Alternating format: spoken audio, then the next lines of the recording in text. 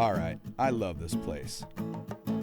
The problem is we don't take the time to experience everything it has to offer. My name is Noah. Come with me and let's explore a little bit of my hometown of San Diego. Well, the more things change, the more they stay the same. Some faces have gone, the places are rearranged.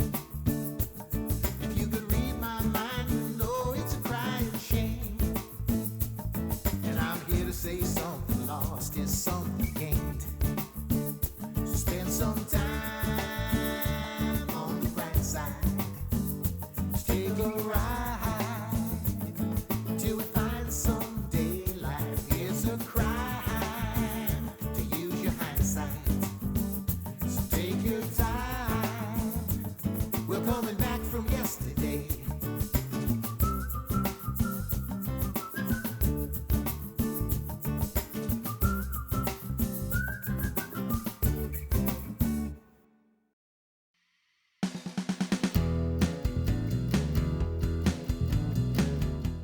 Obviously, today San Diego is a big-time city with, of course, big-time freeways. But back in the day, if you were coming into town from LA, or anywhere else up north for that matter, there was only one road into San Diego, and that was Highway 101. One of the first highways designated by the Bureau of Public Roads in 1925, US 101 stretches from San Diego north to the Canadian border. Probably one of the most historic highways in California, it follows the route Spanish explorer Juan Gaspar de Portola followed in 1769, which later became the El Camino Real, or in English, the King's Highway. This historic road connected the 21 missions of California and served as the main road. Today, Highway 101, or Coast Highway as I call it, is probably one of my favorite stretches of road in all of San Diego. I love to turn up the radio and enjoy the view.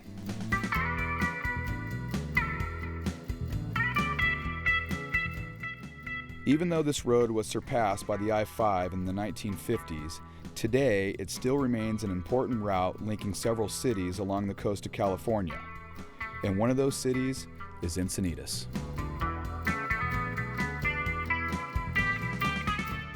Encinitas actually contains 5 different communities. Old and New Encinitas. To the south is Cardiff by the Sea. Leucadia is to the north, and Olivenhain is to the east. Each community has its own character and individuality, and each is definitely an episode all in itself. Today, I'm exploring Old Encinitas.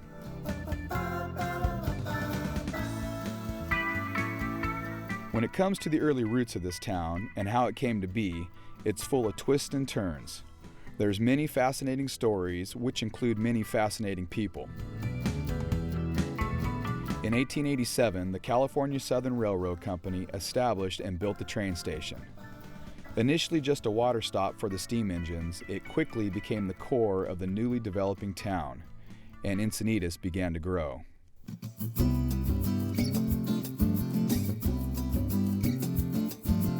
I wanted to find out more about the history of the area, so I headed on over to the Encinitas Historical Society, which is located in the first schoolhouse built in town, and is the oldest existing building in all of Encinitas. Inside, I met the Historical Society President, Roseanne Drillsma, and Lloyd O'Connell. When it comes to Encinitas history, Lloyd can pretty much answer any question you may have. We're in the 1883 schoolhouse that was built by E.G. Hammond. And he was an Englishman, cabinet maker. Thank goodness he came in 1883, because we had $600 to build a school that was approved by the school board in 1882. Really? Okay. And so consequently, we have this schoolhouse at that time, and then this particular building itself is made all of redwood. And then thank goodness it is, because of the fact that we just don't have any termites in this building at all. These particular school furniture pieces are not original. Okay. They were all donated and consequently, what went on in 1883 was entirely different. How many kids were in this building? In this building, initially in 1883, there was 8. Okay. And I've heard that there had been many as 70. Obviously, we had 2 teachers at least with that many kids. Right. Believe it or not, for as historic and beautiful as this building is, in the 1980s it was set for demolition. So we said, you can't destroy this building. This is the first schoolhouse and the oldest building in Encinitas. And so we were very, very fortunate to find this spot from the Encinitas Union School District, and they were very agreeable to let us have this little corner of the playground at Pacific View School. Oh, that's and great. we're real pleased to be here. I learned a lot about Encinitas while hanging out at the Historical Society. In fact, Roseanne busted out this great photo album and began to show me some cool old pictures of some local landmarks, such as the Self-Realization Retreat Center. A Golden Lotus Temple was built in 1937 on the site originally known as Noonan's Point. Sitting on 17 acres of prime real estate, you can't help but notice it as you drive down the 101. I've always wondered what that building was all about, but after seeing this photo of when it slid halfway down the hill in the 1940s, I thought I'd pass on it this time. Roseanne also showed me this picture of silent film star Bessie Love. She said Bessie became a popular fixture back in the 1920s as her and Douglas Fairbanks would frequent the local theater in town. That theater is called the La Paloma and would definitely be my next stop. As I said goodbye to Roseanne and Lloyd, I thought the Encinitas Historical Society was a great place to start. If you get a chance, stop by and say hello. On February 11, 1928, the La Paloma Theater opened with the film The Coens and the Kellys in Paris. The gala event was attended by Hollywood's elite, which included Oscar winner Mary Pickford.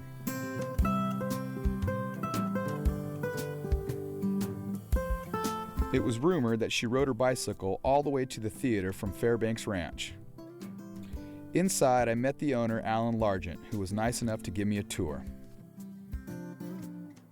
I think a lot of the charm and the character of the theater is really what impresses people. They walk in and they see this big space and the architecture, and it's just unlike any other modern theater that people are used to. Mm-hmm. I have people buy tickets and they ask me which theater.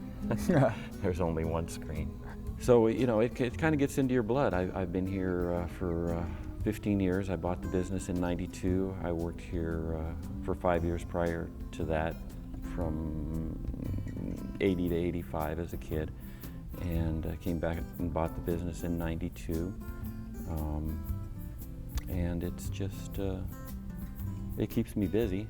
It's a lot of work. A lot of work is right. As the owner-operator for the past 15 years, Alan does it all, from ticket sales to making new curtains. In fact, he even runs the projectors.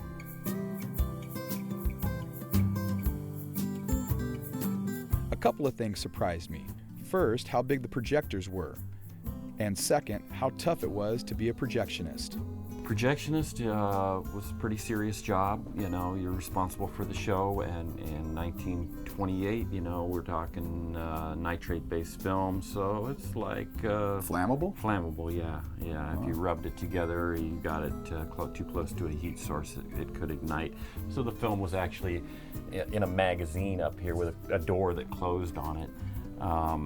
You know, in the event that there were a fire, depending how much it got out of hand, if it was a big fire in here, it would melt the fusible links on the steel shutters here, and the shutters would drop down and would seal the fire inside the projection booth, so that Keep it all in one spot. Yeah, well, that's the idea, containment. You know, and the audience could then escape safely. But the poor projectionist, you know, he's stuck in here, so they provided him a toilet and a sink, so he didn't have to leave this post, and there would have been a toilet right there along the wall. So not going too far.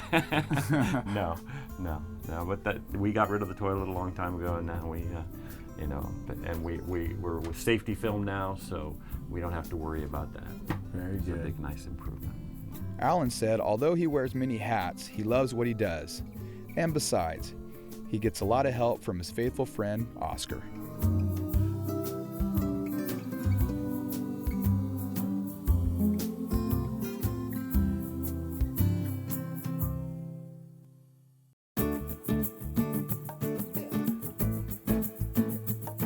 As I made my way around town, I realized Encinitas was full of surprises.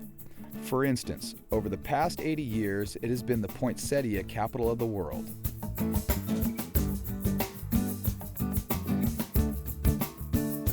Back in 1923, a gentleman by the name of Paul Ecke wanted to move his poinsettia farm from Los Angeles to Encinitas.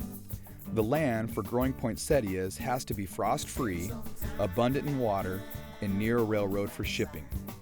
Encinitas had it all.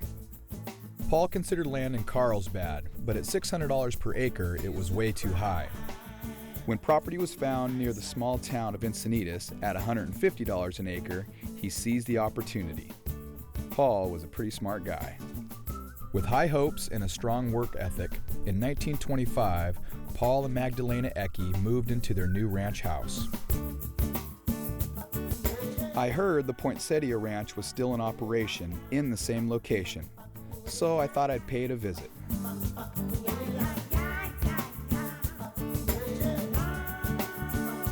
Inside, I met the owner, Paul Ecke III. So this is the ranch house, the Encinitas Ranch House, and this was my grandfather and my grandmother's original house when they moved here in 1923. When they moved here in 23, it was an old building then. And we've done some maintenance on here. We've dug up the floorboards, and the 2x4s, and they really are 2x4s in those days, are sitting on rocks. There's not concrete piers or anything. And we've got the possums and the skunks and all that stuff, you know, fourth generation also here as well. That's great. From there, Paul gave me a full tour of the grounds. Amazingly enough, at one point, Ecke Ranch was responsible for 90% of all the poinsettias sold. Over the years, Paul said business shifted and it was time for a change, not only because of the stiffer competition, but for several reasons. Both for utility costs and water costs and electricity costs and labor costs. We went down to Guatemala, and we've now expanded down there. We have 60 acres under cover in Guatemala. Wow. And we grow poinsettias like you see here. Poinsettias are all grown in the ground. It's just incredibly rich volcanic soil. Guatemala is very much an agricultural country, and we've been very, very happy down there. And we just celebrated our 10-year anniversary. I understand that innovation and diversification are key components to building a business. But what Paul showed me in the next greenhouse totally blew me away. In here is where we do the research and development.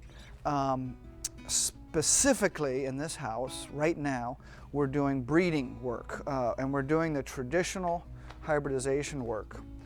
And that's where we take the pollen from one plant and put it onto another plant. We don't let the bees do it because we can't really manage the bees. It'd be great if I could tell the bees what to do, but no, we have to do it with a little, and we'll see the small little paintbrush from one plant to another. Really? I thought, what? But sure enough, these ladies were taking a small paintbrush and passing pollen from one plant to another. Totally amazing.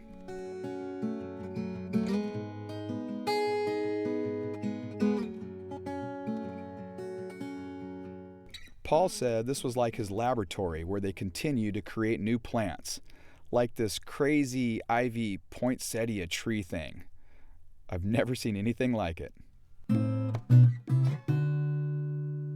As we continued to walk, Paul took me through one beautiful room after another.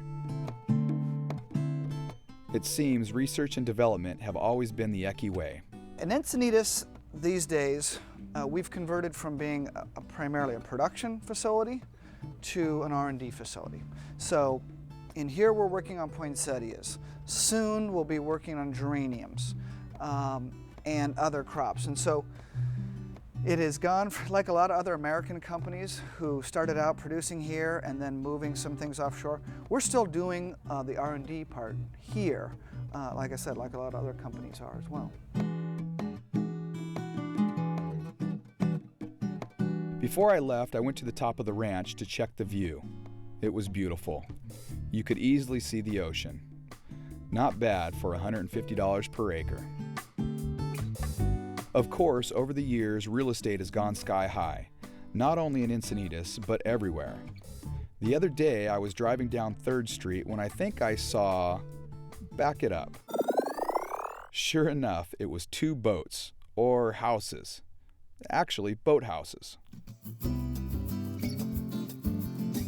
I wasn't hallucinating. Come to find out, the story begins down at Encinitas' famous Moonlight Beach. Back in the mid-1920s, there was a bathhouse down on the beach. Eventually, it was to be torn down and replaced. Well, a gentleman by the name of Miles Minor Kellogg got wind of it and decided he'd recycle the scrap lumber. And that he did.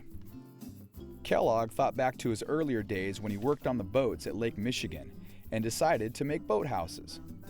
He, along with the help of his son, built 2, the SS Encinitas and the SS Moonlight. Of course, I had to stop and get a closer look. I met resident Dana Washburn, who was nice enough to show me the inside. It was totally cool.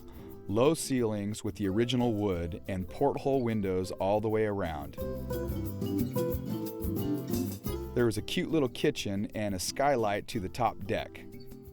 As we made our way upstairs, I couldn't help but think what a great job Kellogg and his son did. This would be my favorite space on the boat. It's where we spend our summers in the evenings, cooking on the barbecue, and with a nice view of the city, and you can hear the live music from the different bands that are practicing or having garden parties in the summertime. So, yeah, it's fun. These boathouses are amazing. For the past 83 years, they have stood as an example of one man's recycling efforts of so long ago.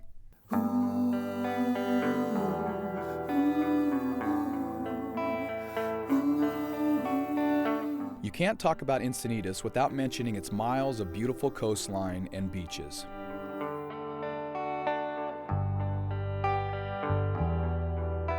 One of my favorite things about Encinitas is that they have these great sitting areas at the end of most every street. And the view, it's incredible. Even if you spend just a little time here, you'll quickly notice this place is deep-rooted in surfing. Since the early 1950s, the surf culture began threading its way through town. Today, it's everywhere, and I love it. Encinitas has always been known for several great surf breaks in the area, but the most well-known spot has to be Swami's. And I'm waking up. I'm waking up now. I'm waking up. Back in 1888, when James Noonan bought up the area, it became known as Noonan's Point, until one day someone called it Swami's after the Self-Realization Center, which sits above the beach on the hill. From that point on, the name stuck, and it's been called Swami's ever since. It's not only a great surf spot, but it's also a nice place to come and enjoy a walk on the beach. Something had changed and the world was suddenly shrinking. As I mentioned, Encinitas is a big surfing town, and in every big surf town, there's guaranteed to be a couple of surf shops. In this town, there's Encinitas surfboards. See the possibilities. Inside, I met the owner, Mark Adam, who told me a little bit about how he got started in the business. My dad found Encinitas in 1965, found the house on Arden and paid 20 grand for it. He brought me down, enrolled me in San Diego High School in '67 and split back up for work. And so I got to hang down here kind of on my own deal. And so I actually ended up surfing quite a bit. Sure. Probably a little more than I should have. About the same time, another local by the name of John Keys was doing a little surfing of his own. John not only surfed well, but found his niche as a board shaper.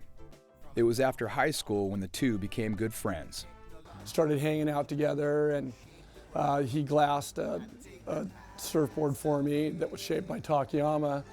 And we just started hanging and surfing together and doing trips, and all of a sudden we saw an opportunity in 1975. We had worked at another surf shop prior for about 5 years together. The prior experience paid off and the opportunity would become Encinitas surfboards. So in 1975, John and I opened Encinitas Surfboards, actually December, and got rolling that way. We've just been really good friends ever since and just enjoy surfing, love Encinitas, it's a great area, and we've just been doing the deal ever since. Doing the deal is right. For the past 32 years, the place has been running like clockwork. Mark holds down the shop where you can find apparel, wetsuits, sandals, and anything else that has to do with the beach. Oh, and let's not forget, surfboards. That's where John comes in. I scooted on over to the shaping room where John was getting ready to do what he was born to do, shape a surfboard.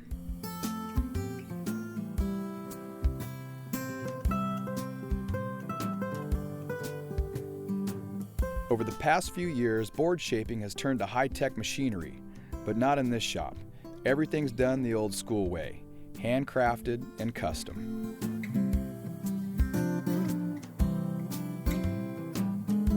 It was amazing to watch John work as he transformed a piece of lifeless foam into a work of art, with perfect lines.